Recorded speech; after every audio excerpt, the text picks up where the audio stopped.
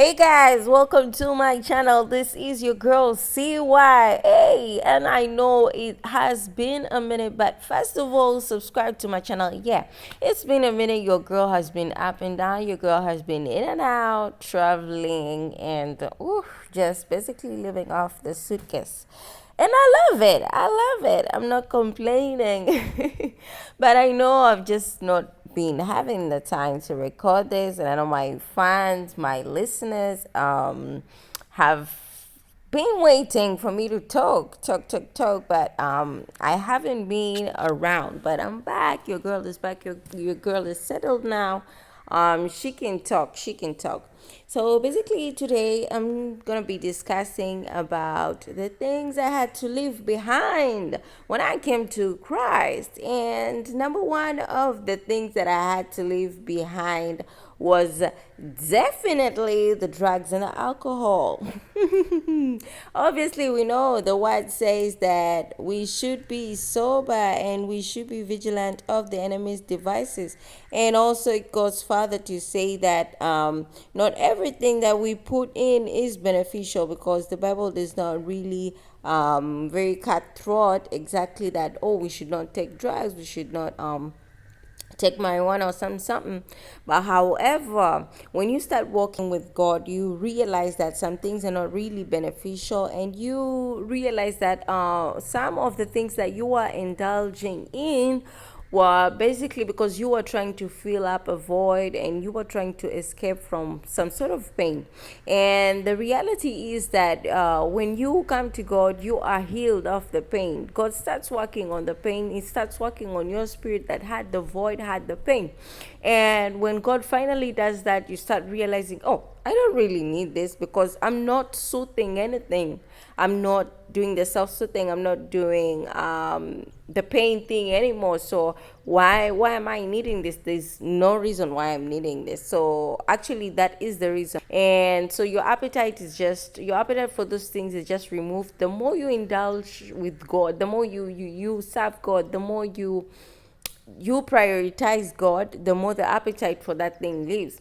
And many people have tried to ask me, like, how did you stop the drinking and the drugs? And I was like, actually, I don't know how I stopped, but what I know is that I was healed. I was healed of the trauma that I had. And so there was no need basically of doing it anymore. There's no need, because I'm whole now. There's no need for me to take, like, it's like medication in the hospital. So once you're healed, there's no need for keep on going to the hospital. There's no need to keep on taking medication, because you're healed. Like, why do you need to go to the hospital? That's the kind of point.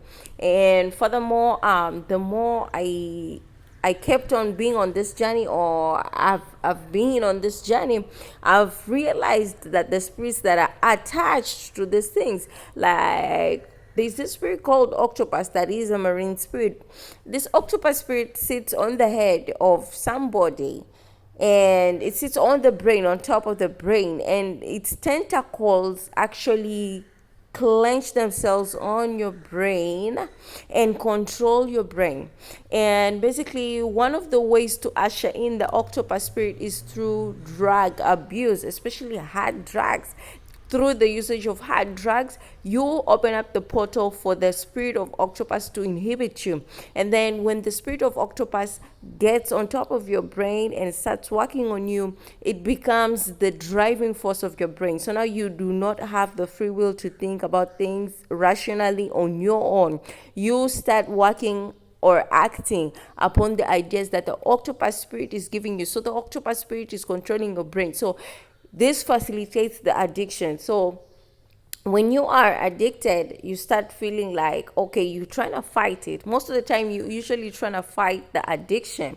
And when you are fighting the addiction, you cannot fight it effectively, because once you think that, oh, I'm on top of things, the octopus spirit is against switching on you, is now sucking your brains dry and trying to make you feel like, oh, you really need this thing. And the octopus spirit has the side effects of headaches and things of that nature. So you start feeling like the withdrawal symptoms, and you start feeling like I'm not functioning properly if I do not have this drug.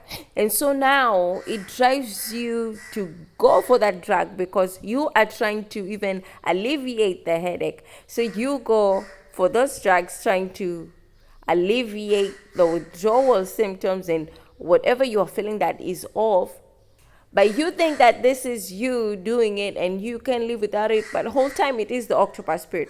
So me having revelation of certain kind of things made me like, hey, no, I don't even want to go back, especially to the hard drugs. And you know, I was like, dealing with octopus, I'm not ready to deal with it. And I'm so happy that actually God saved me before I got into addiction, especially with the hard drugs.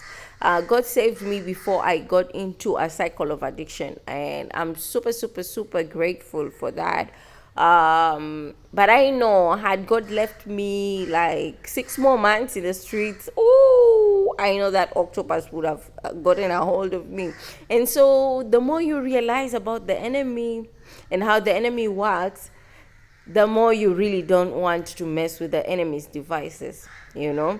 And we gotta know sometimes that the enemy is really intentional, really intentional with us, so that we cannot mess around with him. He's super intentional. He's mapped up, he's lined up things for us to intentionally fall into his trap, so that and the enemy is actually tricky in a way that he knows that if you miss alcohol, you're gonna get into the drugs. If you miss the drugs, you're gonna get maybe into promiscuity. If you miss this, maybe you're gonna get into a bad relationship. So the enemy has everything mapped up for you, you know, to destroy you.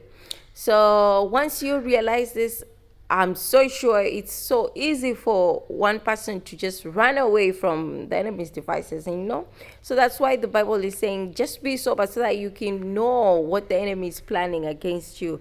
When you are sober, you know that the enemy is really, really, really trying to put you down, because half of the time when you are high, you are drunk, you're not thinking about the enemy's devices.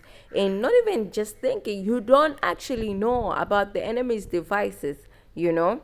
So being sober is a way of you being on the lookout, you being on top of things, you being on top of your game with the enemy, so that the enemy does not have any stronghold in your life. And I know that point number one has been really elongated, but really in actual sense, if we need to talk about this like that, like a part one, then it is fine. Because why not? Because I know many of my peers, many of us youth have been entangled in this whole drug thing, thinking some of these drugs were meant or were created by God, and this is a lie from the enemy. So subscribe.